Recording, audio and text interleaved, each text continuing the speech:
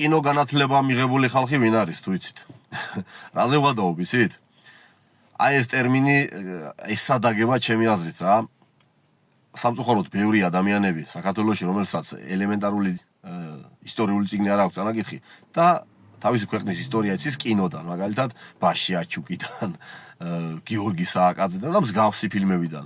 და ამ ხალხით სარგებლობს და მანიპულირებს ამ ხალხზე ეს დღევანდელი სალიბერასტეთი.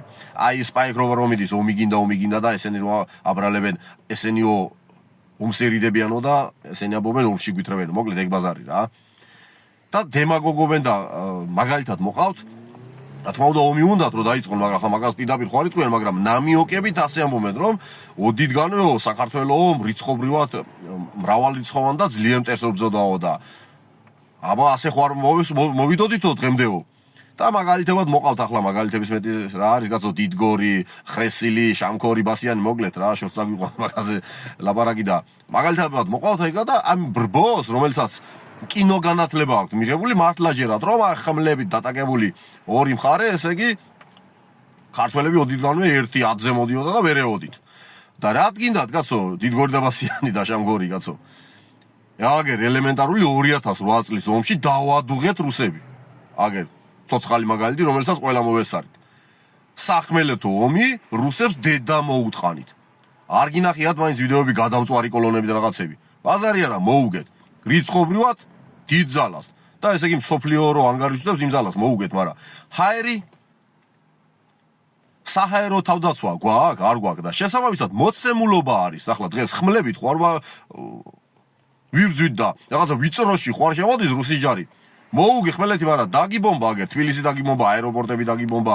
მოკლედ, საჰაერო თავდაცვა რადგანაც არ ქონდა, ხმელეთი მოიგე თუ რაკენი აღარ აქვს მნიშვნელობა და აი ასეთი ნიუანსები რო არის ის ადამიანმა და აზრზე არა და ომი მარტო კინოში ნანახი გონია, ხმლით თუ რავი რითაც, რა მნიშვნელობა აქვს, თუნდაც მე რა ქვია, ტყვიამქვევით. ომი გონია მარტო ის. და აი ასეთი ხალხზე მანიპულირებს და ამ ხალხს ჯერა რომ აი დღევანდელ იმას მთავრობას თურმე ომის ეშინია და ჩასულები არიან. ელემენტარული განათლება რო არ აქვს ადამიანს, როგორ შეიძლება რა ადვილია იმის გამოყენება მანიპულირებისთვის და დემაგოგიისთვის.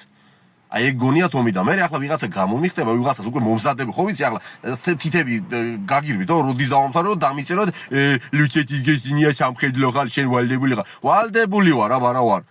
ოცნებაა ჩემი ამ ქვეყნის კეთილდღეობა შევეწირო. მაგრამ დღეს ის დრო არ არის რომ თქვენაირი ნაბოზრები დაარჩნენ ცოცხლები და ჩვენ რომელებიც ვალდებული ვართ და მოვკვდეთ ამ ქვეყნისთვის დავიხოცოთ და საჯიჯგნად და გასაკრობად დაგიტოვოთ ეგ ქვეყანა. ზუსტად დღეს არ უნდა მოვკვდეთ.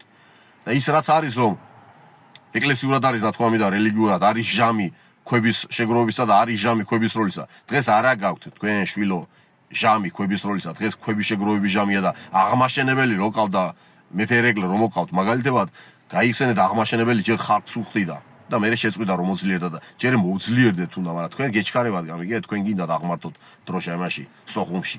არა, დროშა ჩვენ უნდა აღმართოთ, მაგრამ თქვენ მე ვილები აიშენოთ და ახლა თქვენ ვილების აშენება გეჩქარებად მასე სადა აბიძია ისტორიას დრო უყვარს ცოტა მეტი გამიგეთ ვიდრე ადამიანის სიცოცხლეა.